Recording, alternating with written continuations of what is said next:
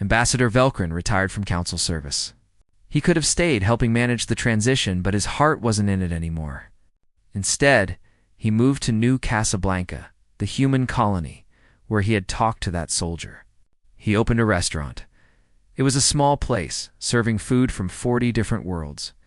Threen grilled meats next to human pasta, next to Kyrene spice dishes. The menu was chaos by any reasonable standard, but customers loved it. Species that had never shared a table at formal council dinners now sat together in his restaurant. Laughing and arguing and making deals, Velkrin worked the kitchen most nights, cooking and watching.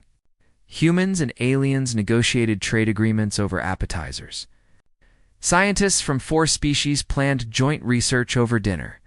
A Volcar captain taught a human pilot a drinking song in exchange for navigation shortcuts. No treaties, no protocols, just people connecting. One night, a young Kyrene diplomat found Velkrin in the kitchen.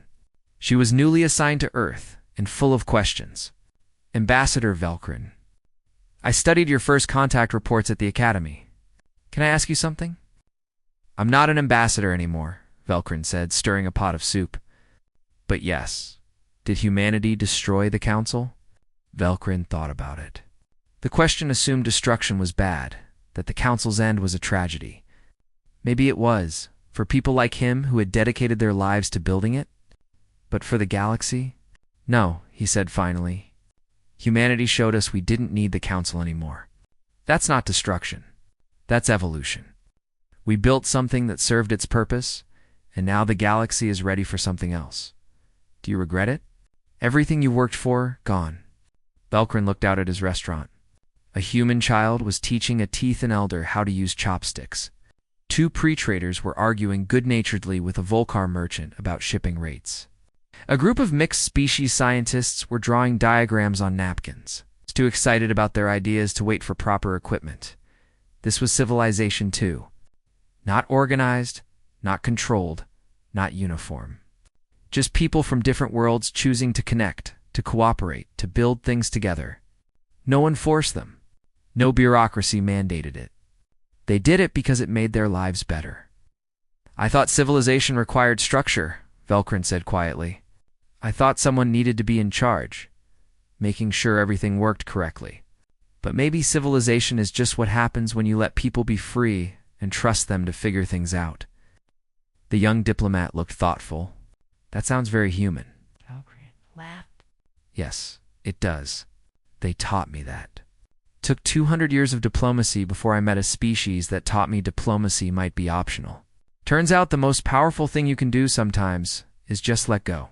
Diplomat left eventually, still confused, but thinking. Velkrin returned to his cooking. Outside his restaurant window, New Casablanca hummed with life. Human and alien ships came and went from the port. Trade happened. Science happened.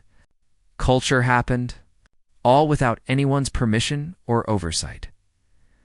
The Galactic Council still existed, serving the species that wanted its structure, but it was no longer the center of civilization.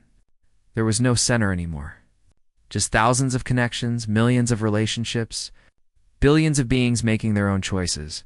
Humanity had refused all diplomacy with the Council, and in doing so, had taught the galaxy what diplomacy really meant.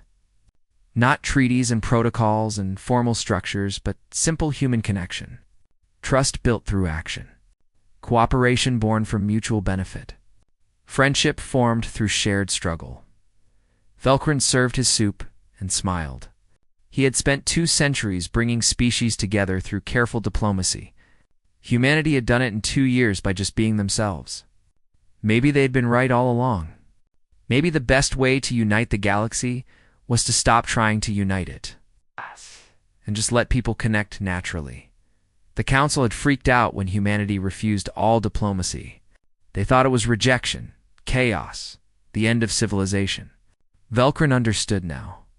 It wasn't the end of anything. It was just the beginning of something new. Something messier and freer and ultimately more human, and maybe. He thought as he watched his restaurant full of different species sharing a meal together. Maybe that was exactly what the galaxy needed. Had been doing this job for 200 years? He had made first contact with 43 different species across the galaxy. Some were friendly, some were hostile, and some were just confused. But every single one of them had responded. Every single one had at least acknowledged that the Galactic Council existed. Until now, the signals from Earth had been clear for months. Humanity had finally cracked faster-than-light communication. They were officially ready for contact. Velcrin assembled his team with genuine excitement. A new species was always fascinating, and humans looked particularly interesting. They had art, music, thousands of languages, and a bizarre tendency to keep small predators in their homes as companions. The Council broadcast welcome messages in 17.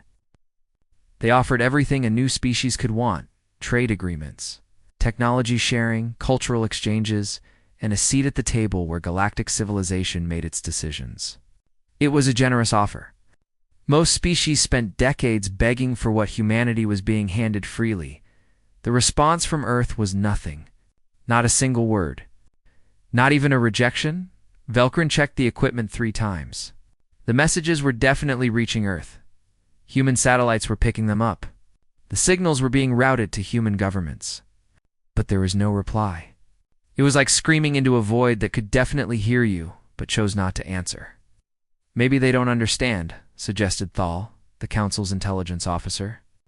He was a Kyrene, a species with 4 eyes and a talent for reading patterns. Their technology might not be compatible with our formats. Velcrin shook his head. We used 17 formats. Mathematical sequences, binary, even pictographs. At least one should work. He drummed his fingers on the console. Let's try direct contact. We'll send ships. 3 vessels left Council headquarters 2 weeks later. They carried diplomats from 12 different species, all experts in first contact protocols. The ships were beautiful, gleaming white, with the Council's symbol prominent on every surface.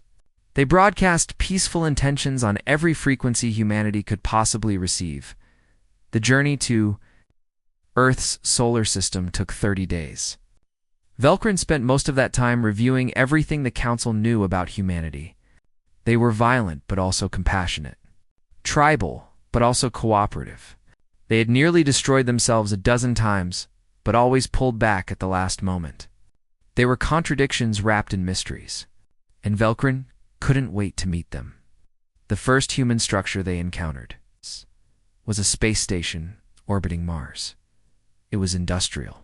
Covered in solar panels and communication arrays, Velcrin's ship approached slowly, broadcasting greetings. The space station didn't even turn its sensors toward them. Human workers in spacesuits continued welding hull plates. Ships came and went from the docking ports. Life went on, as if the Council delegation simply didn't exist. Hail them directly, Velcrin ordered. The communication officer sent a direct ping to the station's main frequency. They received an automated response in English. All docking requests must be filed through the Mars Colonial Authority. Processing time is 3 to 5 business days. Thank you. Velcrin blinked all 3 of his eyes in confusion. Tell them who we are. Tell them we represent the Galactic Council. Another message was sent. This time, a human voice responded. Yeah, got that. Like I said, file through the Colonial Authority. We're pretty busy here. The line went dead. Thal looked at Velcrin with an expression that might have been amusement or horror. Did that human just put us on hold? They tried other human installations. Every response was similar. Polite but distant, busy, uninterested. When they finally reached Earth's orbit, they found a thriving civilization that was completely ignoring them. Human ships changed course to fly around the Council vessels like they were obstacles. No one hailed them. No one asked who they were or what they wanted. Finally, a human freighter responded to their hails. The captain sounded friendly enough. Oh, you guys. Yeah, someone mentioned you might show up. Listen, I'm on a tight schedule, but if you need info, there's a beacon at Luna Station. Coordinates attached. They set up something for you there. The beacon turned out to be a hologram on an abandoned moon base. It showed a friendly human woman who introduced herself as a pre-recorded message. The hologram explained that humanity appreciated the Council's interest. but had decided not to pursue formal diplomatic relations at this time. There was even a fax section. Velkrin accessed it with shaking hands. Question: Are you trying to contact us for diplomatic purposes? Answer: Thank you for your interest, but humanity has chosen not to join pangalactic governmental organizations. We prefer to handle our own affairs and conduct diplomacy on an individual basis with interested species. We wish you well and hope this doesn't cause any inconvenience. Question: Can we at least discuss this? Answer: We don't feel there's much to discuss. Our decision is made. We're happy to trade with individual council species if they're interested. Contact information is provided below. Question: Don't you want to be part of galactic civilization? Answer: We are part of galactic civilization. We're just not interested in joining your particular administrative structure. We hope you can respect our choice. Velkrin sat in his ship's command center, staring at the hologram. Around him, his diplomatic team was equally stunned. They had prepared for every scenario except this one. Aggression, they could handle. Fear, they could calm.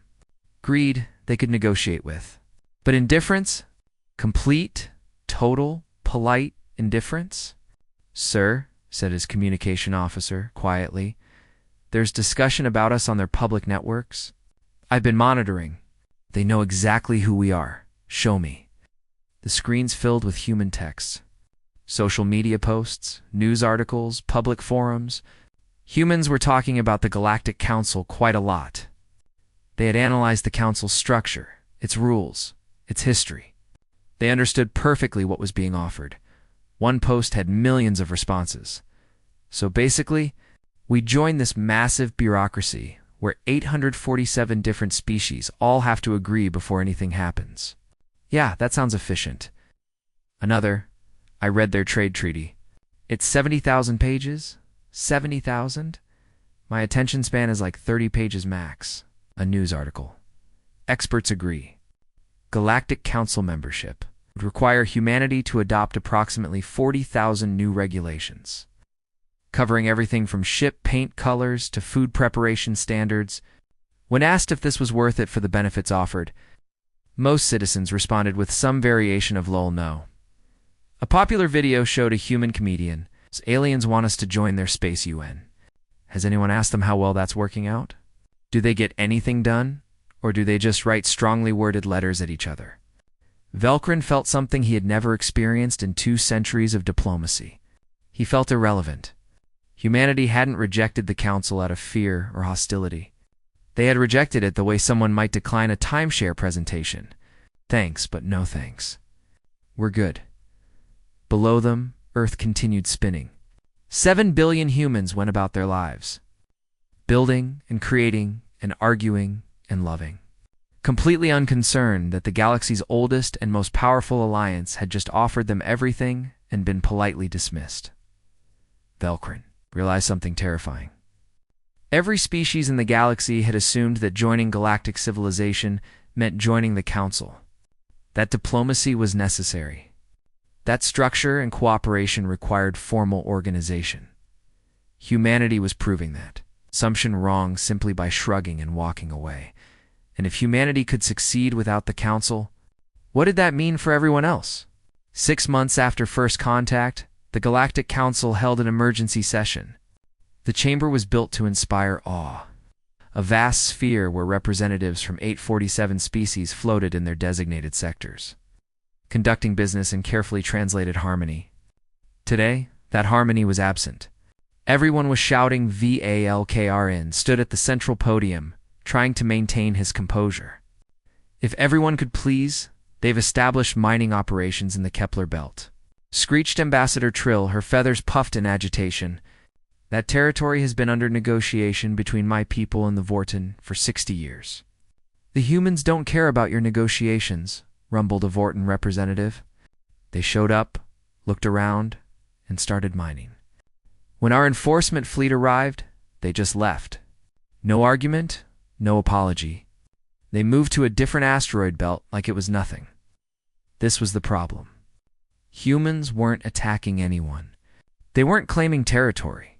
They were simply going wherever they wanted and doing whatever they pleased.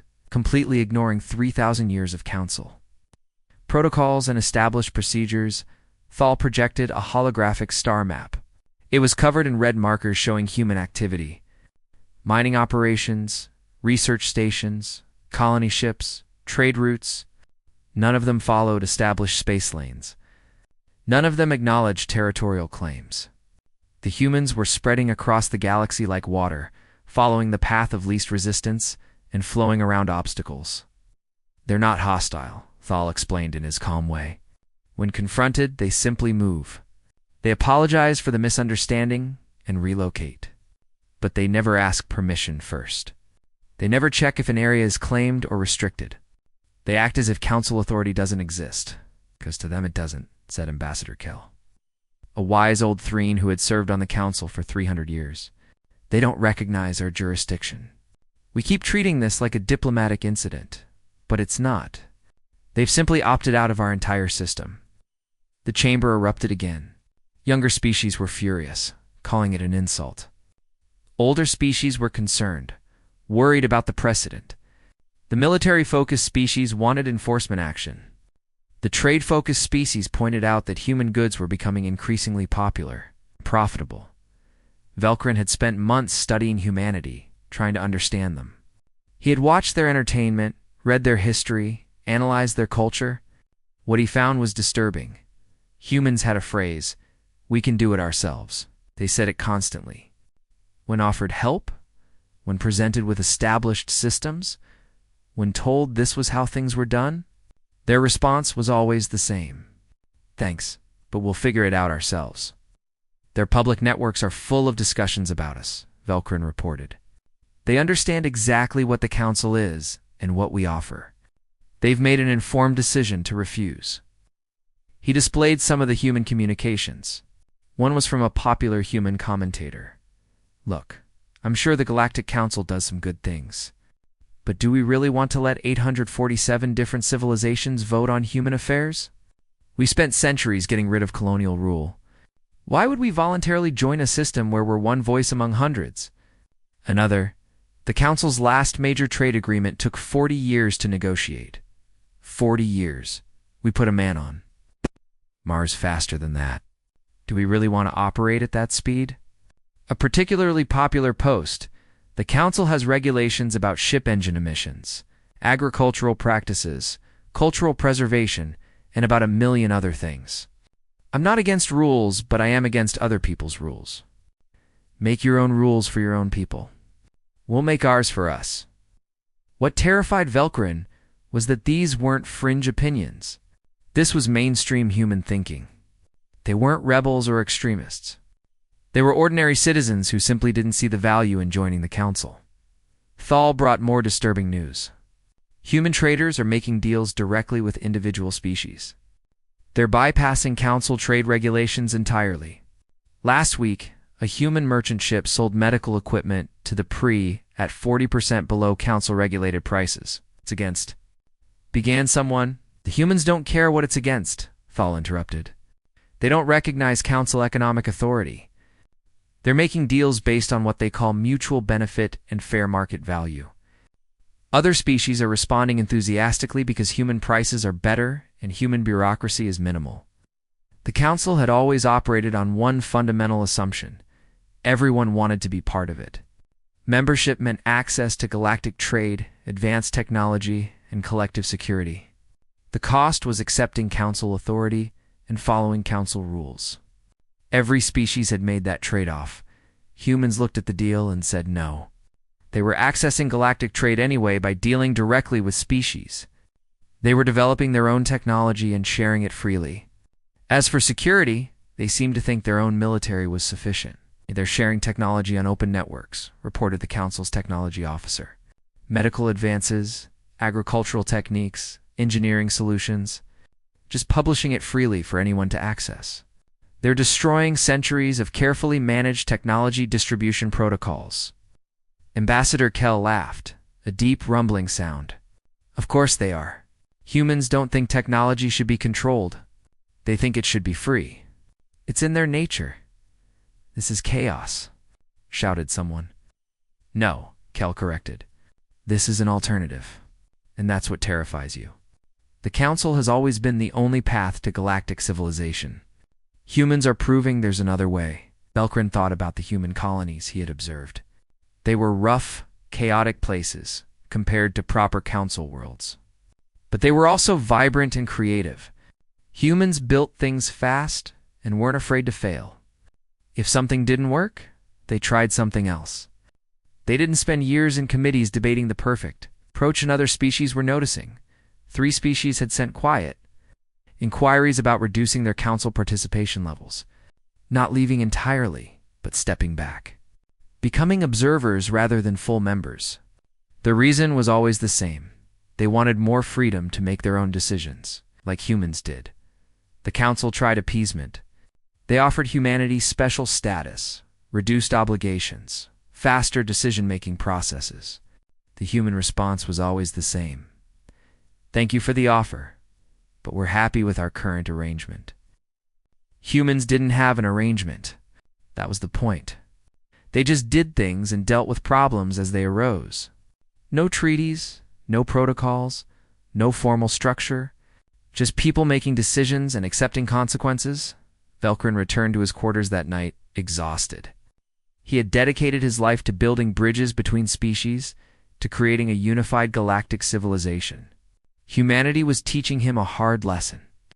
Maybe unity didn't require uniformity. Maybe civilization didn't need centralized control. But if that was true, what had he been building for 200 years? What was the Council for, if not to organize and control and direct? The questions kept him awake, staring at the stars, wondering if everything he believed was wrong outside his window.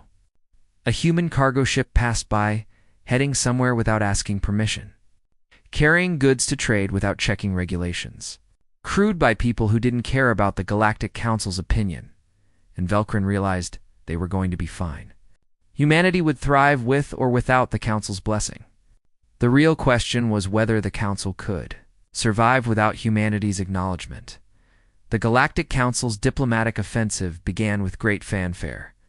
The Chamber approved the largest first contact initiative in Council history. Humanity would be offered everything: advanced technology, guaranteed territory spanning 20 star systems, 3 permanent seats on the Council with full veto power, exclusive trade deals worth trillions of credits, cultural preservation agreements, military protection, and scientific collaboration with the galaxy's greatest minds. No species in history had been offered so much. Velcrin led the delegation personally, bringing the Council's most charismatic ambassadors in most generous terms. They approached Earth with confidence. Surely humanity would see reason. Surely they would understand what they were turning down. The meeting was held in Brussels, in a modest government building that seemed almost insulting for such an important occasion. Velcrin had expected grand chambers, dramatic presentations, historic moments. Instead, he got a small conference room and a tired-looking human named Administrator Chen, who offered him coffee from a machine. Velcrin presented the offer over 3 hours. He used every diplomatic technique he had learned over 2 centuries. He emphasized the benefits, downplayed the obligations, and painted a glorious picture of humanity's place in galactic civilization. He was passionate, eloquent, and completely wasting his time. Chen listened politely, took notes, and said, "Thank you, Ambassador. We'll review the proposal and provide a formal response within 30 days. The formal response, when it came, was 3 paragraphs long. It thanked the Council for their generous offer, acknowledged the many benefits of membership, and politely declined. The reason given was simple. Humanity prefers to maintain its independence and conduct diplomacy on a bilateral basis with individual species. The attached FAC was longer and infinitely more frustrating. It explained that humans found Council regulations excessive and often unnecessary. Noted that Council decision-making was incompatible with human expectations of speed and efficiency. Suggested that Council membership would require humanity to surrender too much sovereignty for too little practical benefit. There was even a section titled, "But what about galactic unity?" The answer was 2 words. What about it? Velcrin wanted to throw his tablet across the room. How could they be so blind? The Council had brought peace to the galaxy. It had prevented wars, shared knowledge, and lifted hundreds of species to prosperity. Didn't humanity see the value in that? The Council tried a new approach. They would make humanity need them. If humanity wanted to operate independently, fine. But they would discover that galactic civilization required Council participation whether they liked it or not. The Council approached 3 species near human space: the Pre, the Volcar, and the Tethene. Each was offered lucrative deals to avoid human contact and refuse human trade. It was a calculated move. If humanity couldn't trade with its neighbors, then we'd have to come to the Council. Within 6 weeks, all 3 species were trading more with humanity than ever before. The humans had simply offered better deals. The Pre were buying human medical technology at cost.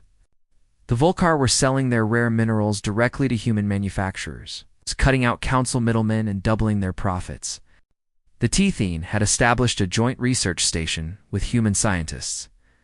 When confronted, the Pre representative was unapologetic. You paid us to avoid humanity, but the humans offered us technology that will save millions of our people. What were we supposed to do? Let our citizens die to make a political point. The Volcar were more blunt. Human trade is more profitable and less complicated. They don't require 70,000 pages of documentation. They shake hands and keep their word. Why would we choose the harder path? The Tethene said simply, human scientists share knowledge freely. They don't hoard it behind regulations and committees. Working with them advances our research by decades. The Council can't compete with that, Velcrin began to understand. The Council had always maintained power through necessity. You needed the Council for trade, for technology, for protection. But humanity was proving that you didn't need a massive bureaucracy for any of those things. You just needed willing partners in good faith. Human ships were now common throughout Council space. They ignored space lanes and territorial markers, but they also didn't cause problems. When confronted, they simply moved. When hailed, they were friendly. They traded fairly, helped ships in distress, and generally acted like decent neighbors who just didn't want to join the homeowners association. And species were starting to ask, why should we be in the homeowners association? The Council's younger members wanted enforcement. Declare them rogue, they demanded. Sanction them. Make an example. But the older members knew better. Human trade was now 15% of galactic GDP. Human medicine had saved billions of lives. Human entertainment was inexplicably popular across the galaxy. Nobody wanted to explain to their citizens why they were being denied life-saving medicine or profitable trade to make a political point. Velcrin studied human history, searching for answers. He found a story that struck him. A group of American colonists, declaring independence from the most powerful empire on Earth. The empire thought they were foolish. The colonists would fail without imperial support and structure. Except they didn't fail. They built something new. Was that what humanity was doing? Not destroying the Council, but declaring independence from it. He found another story, the European Union. A brilliant attempt at unity that struggled because member nations couldn't agree on how much sovereignty to surrender. Humanity had looked at the Galactic Council and seen the same problem multiplied by hundreds. Too many voices, too many agendas, too much compromise. Human social media was full of opinions about the Council. Most weren't hostile, just dismissive. The Council is fine for species that want that structure, one post read. But we've seen how big bureaucracies work. They're good at maintaining themselves and bad at actual problem solving. We'll take our chances on our own. Another. People keep saying we should be grateful for the Council's offer. But they're not offering anything we can't get ourselves. Technology? We're developing our own trade. We're making deals directly. Security. We have a military. What exactly do we need them for? The question haunted Velcrin. What did anyone need the Council for? Not because the Council was evil or incompetent, but because maybe, just maybe, galactic civilization had outgrown it. Maybe 3,000 years ago, when species were young and the galaxy was dangerous, massive coordinating body made sense. But now, with mature civilizations and established peace, Maybe humanity was right. Maybe the galaxy didn't need the council anymore. Maybe they just hadn't realized it until someone was brave or crazy enough to walk away. Then the Reckon arrived. Everything changed. The emergency alert reached Velkrin at midnight. A massive fleet of unknown ships had entered the galaxy from dark space. They were attacking outer rim colonies. Early reports were catastrophic. VLKRN allowed himself a moment of terrible hope. This was it. This was when humanity would understand. When the galaxy faced extinction, they would need the Council's collective defense protocol. They would need unified command, coordinated fleets, the combined strength of 847 species working as one. Finally, humanity would come to the Council. Finally, they would understand why galactic civilization needed structure and authority. He had never been more wrong in his life. The Reckon swarm came from the darkness between galaxies, a nightmare made real. They consumed everything: ships, stations, entire colonies. The outer rim burned. 3 species were evacuating their homeworlds. The Council received distress calls from a dozen systems simultaneously, all begging for help. The Council activated the collective defense protocol for the first time in its 3,000-year history. It was supposed to be their greatest achievement, a military alliance spanning 847 species, capable of responding to any threat with overwhelming force. Every member species had signed the treaty. Every military had practiced the procedures. The first meeting to coordinate the defense took 6 days. Every species wanted input. The Tethene military doctrine emphasized defensive positions. The Volcar preferred aggressive strikes. The Pre wanted to evacuate civilians first. 3 species refused to serve under the proposed Threan Supreme Commander due to historical conflicts. The Kyrene demanded their fleets operate independently. The Vortan wanted assurances about territorial integrity after the war. By the time they agreed on a basic command structure, the Reckon had destroyed 12 more colonies. The second meeting addressed tactical deployment. Which fleets would take point? What formations would they use? Who controlled supply lines? Every question spawned 3 subcommittees. Every subcommittee generated 50 pages of recommendations. Every recommendation required consensus approval from 847 species. 2 weeks after the Reckon arrived, the Council fleet was still in port. Arguing about rules of engagement, VLKRN watched the catastrophe unfold from the Military Coordination Center. He wasn't a soldier, but he understood systems, and this system was failing. The collective defense protocol was designed for careful, considered response to threats that gave warning. The Reckon gave no warning. They just attacked. Overwhelming defenses through speed and violence. The Council needed to make decisions at the speed of battle. But the Council had never made a decision, quickly in its entire existence. Then reports started coming in from the front lines.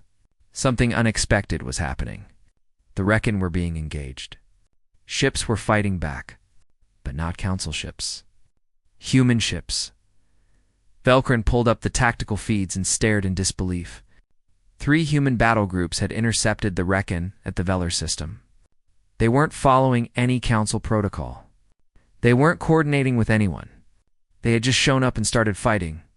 Human ships were primitive by Council standards. Slower engines, weaker shields, less firepower. The tactical computers predicted they would be massacred. But humans didn't fight like the computers expected. A human destroyer used a planet's gravity to slingshot itself at impossible speed, ramming a Reckon cruiser and detonating its reactor on impact. Another human ship, damaged in venting atmosphere, deliberately crashed into a Reckon formation, destroying 4 enemy vessels at the cost of its own, a human captain. When her ship was boarded, sealed her crew in the engineering section, opened every airlock simultaneously, then used the explosive decompression to blow the Reckon boarders into space. Then she stabilized the ship, repressurized, and got back to fighting. The recordings were disturbing. Human tactics were reckless, costly, and incredibly effective. They weren't trying to win elegantly. They were just trying to win. More reports arrived. Human fleets were engaging the Reckon at 7 different systems. No central command, no coordinated strategy. Individual captains were making decisions in real time, adapting to whatever they faced. It was chaos. Beautiful, terrible chaos. A human admiral contacted a Threen battle group directly. Ignoring the Council command structure entirely, you've got heavy ships, we've got speed. You draw their attention, we'll flank them. Go in 30 seconds, agree? The Threen commander, desperate and watching colonies burn, said yes. The tactic worked perfectly. No committee, no approval process, no diplomatic protocols. Just warriors making a decision in the moment. Other species started copying the approach.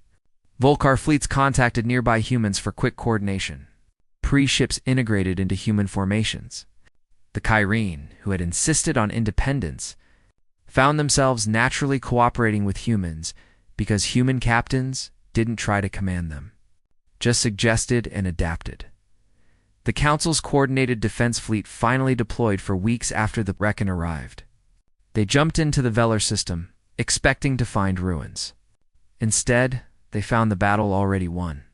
Human ships floated among the debris, damaged and leaking atmosphere, but victorious.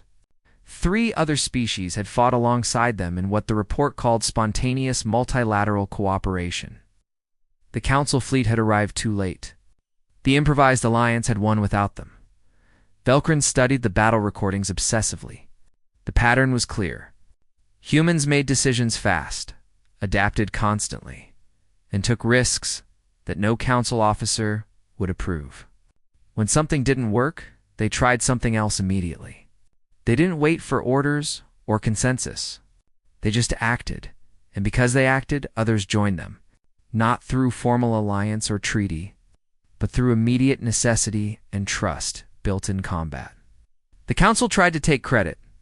Official reports praised enhanced coordination between Council defensive assets and allied forces, but everyone who fought knew the truth.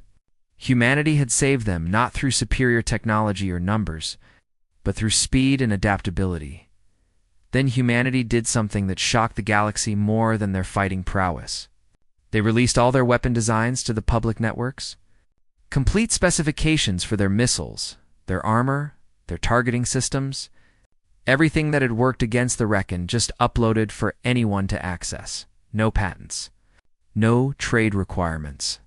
No negotiations. Just raw data with a simple message. These worked for us.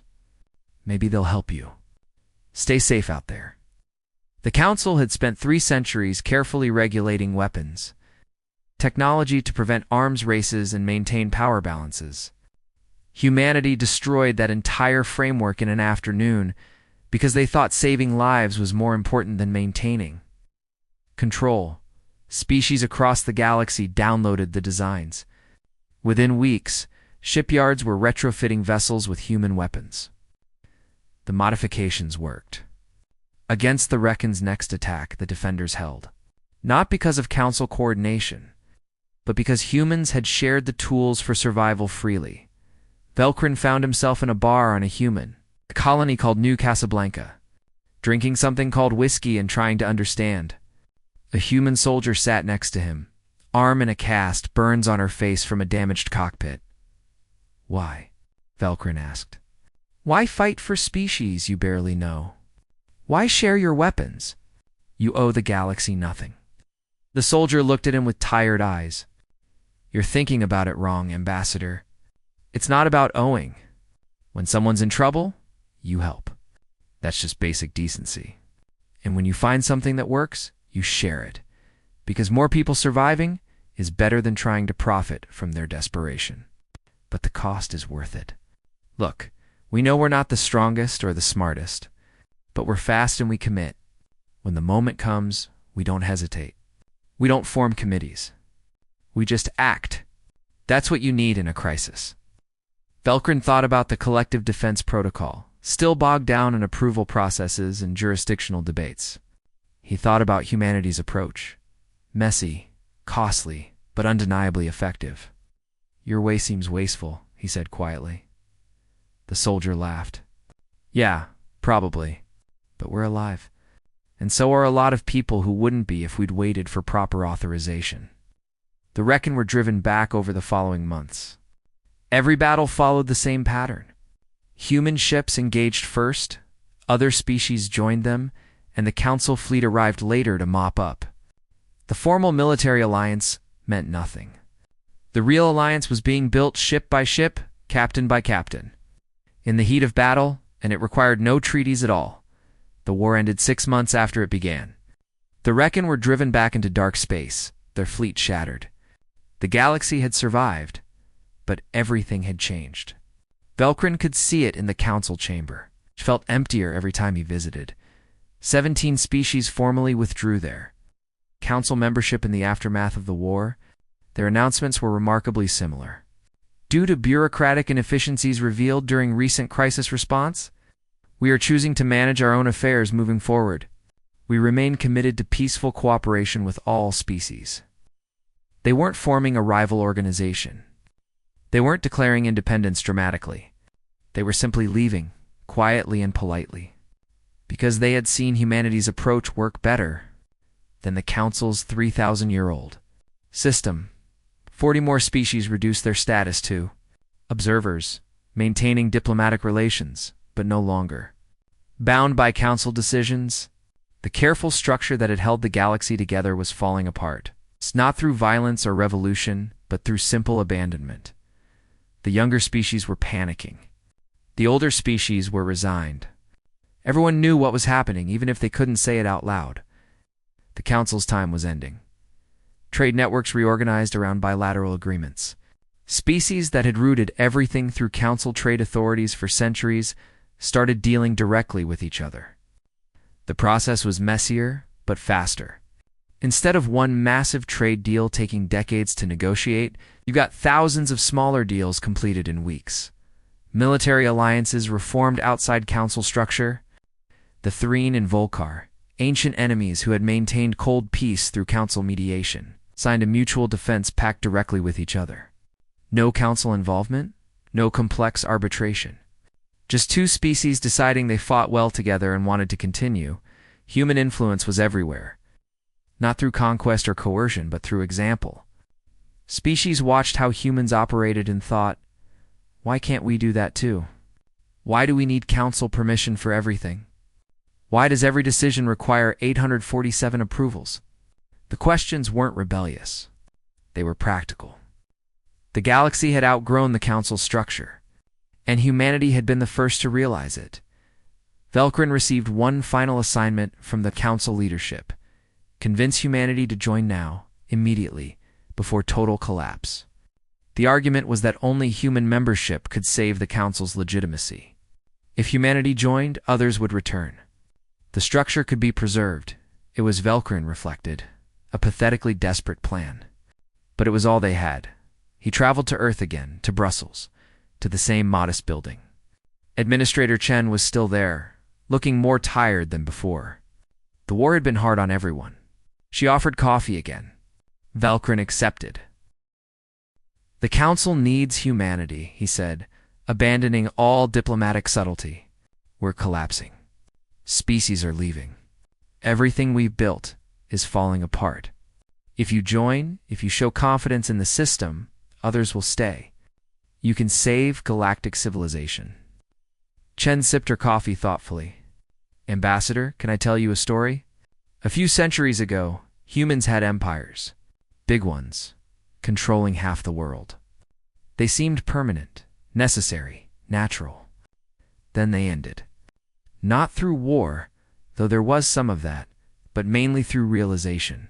The colonies looked at the empire and thought, we don't need this anymore. We can govern ourselves. This is different, is it? The Council brought civilization to the galaxy. You should be proud of that. You ended wars, shared knowledge, created peace. That was necessary work. But maybe the job is done now. Maybe the galaxy doesn't need one central authority anymore. Maybe it needs lots of small connections between free peoples. Velcrin wanted to argue, but he found he couldn't. Everything she said was true. He had spent months watching humanity's approach work. Fast decisions, flexible cooperation, voluntary association. It wasn't the council's way, but it was effective. Ash. He asked weakly. What about coordination? There's still coordination. Just voluntary coordination around specific needs instead of permanent bureaucratic control. When the Reckon attacked, species coordinated beautifully. They just did it directly instead of through layers of committees. But without structure, has there been more or less war since we showed up? Chen interrupted gently. Velkrin paused. Actually less, much less. Species were too busy building direct relationships and trading to fight. Has there been faster or slower technological progress? Faster. Without council regulations limiting technology sharing, innovation had exploded. Are species more or less free to determine their own paths? More, significantly more. Chen leaned forward. Ambassador, the council did incredible things. You brought the galaxy together when it needed bringing together. But maybe now it needs to come apart a little. Not into chaos, but into smaller, voluntary, flexible associations. Not no organization, just different organization. That's not how civilization works, Velkrin said, but without conviction. It's how ours worked. Lots of nations, lots of competition, lots of disagreement. Sometimes war? Yes. But also innovation, freedom, and eventually cooperation when it mattered. We're not trying to destroy the council. We're just trying to give everyone the option we took, the option to choose. Velkrin returned to council headquarters and wrote his final report. He recommended the council transition to a voluntary coordination body for species that wanted structure. While respecting alternative approaches, the vote took 14 months, which was actually fast by council standards. It passed. The Galactic Council didn't end. It transformed. About 300 species maintained full membership, preferring the structure and security the council provided. 200 more kept observer status, participating when useful, but maintaining independence. The rest, including humanity, operated through networks of bilateral agreements and flexible cooperation. There were problems. Some species struggled with the new freedom. Some made bad decisions without council guidance. Some conflicts emerged without central authority to mediate. But overall, the galaxy didn't collapse into chaos. It just became more diverse, more dynamic, and more free.